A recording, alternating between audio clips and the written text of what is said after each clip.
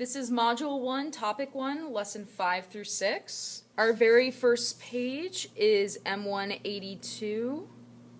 We're just going to be doing the stretch.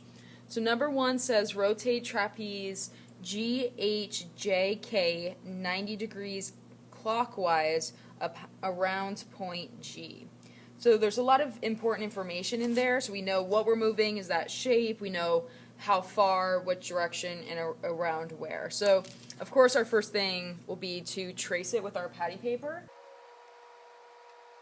So if I want it 90 degrees, that's just kind of a, like a quarter of a turn, and I want it clockwise, which is this way, okay? So basically, I'm just going to quarter turn it, kind of like down this way, 90 degrees, okay? So let's actually figure out how much that is. So point G is going to be our center of rotation. So I'm going to give myself just kind of like a little reference cross here, because that's how I'm going to really tell exactly how much I'm going to turn it.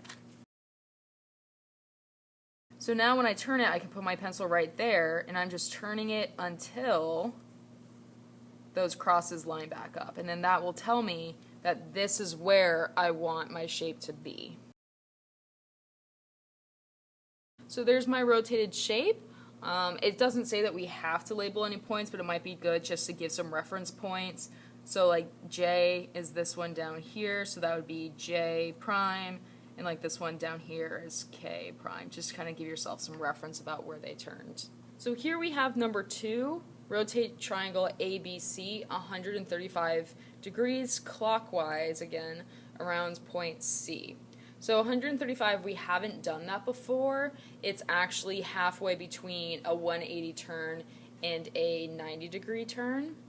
So if you kind of just think about like where if I take something and I want to turn it 180, and here's my 90, that 130 is going to be halfway. So this would be our 135. So this one's going to be really hard for you to get exact, so just do your best. And again, we're going clockwise, which is this direction.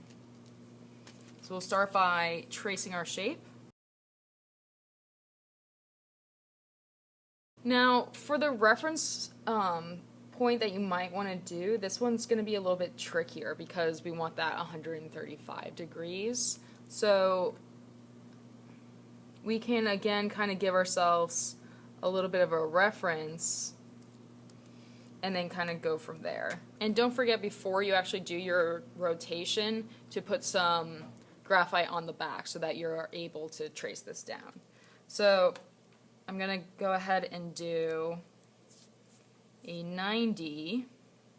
Okay. So I know that if this line here goes to there, that's 180. So I'm going to go like halfway, like about there. So that should be about 135 clockwise, about point C. And again, we might want to give ourselves some reference points. Here's A prime and B prime. Our next page is M1-91, so that looks like this. So it says, analyze the two congruent triangles, write a congruent statement for the triangles. So these are just like that shorthand of us saying that this triangle is congruent to that one.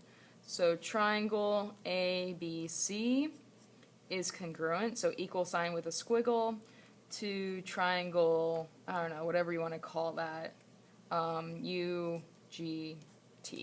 The order doesn't really matter. Then it says identify a sequence of translations, reflections, and or rotations that could map one triangle onto the other. Now, there's multiple ways of answering this because there's multiple ways to move it. So you're probably going to look for the one simple way of moving it.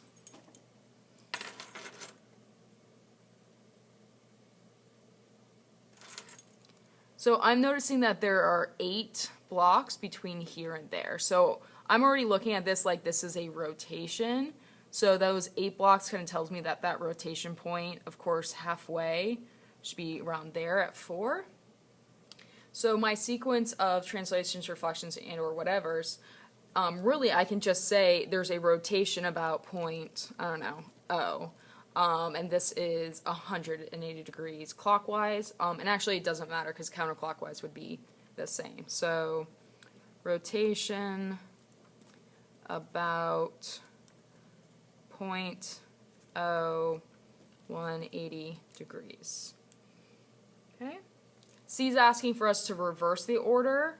And does this map one figure onto the other? Basically, if we go backwards, does it still work? So if I take this one and I rotate it back, will it still be the same shape? And yes, it would be. And D we kind of already did because we were sneaky and did it in one movement. D says, can you determine a way to map one triangle onto the other in a single transformation? We did know that that was a rotation. So I guess if you had actually done something more extreme on B, you would have a different answer on D. So like there's many things we could do. Like you could reflect this down and reflect it over. Or you could do multiple rotations. You can really do anything to get this.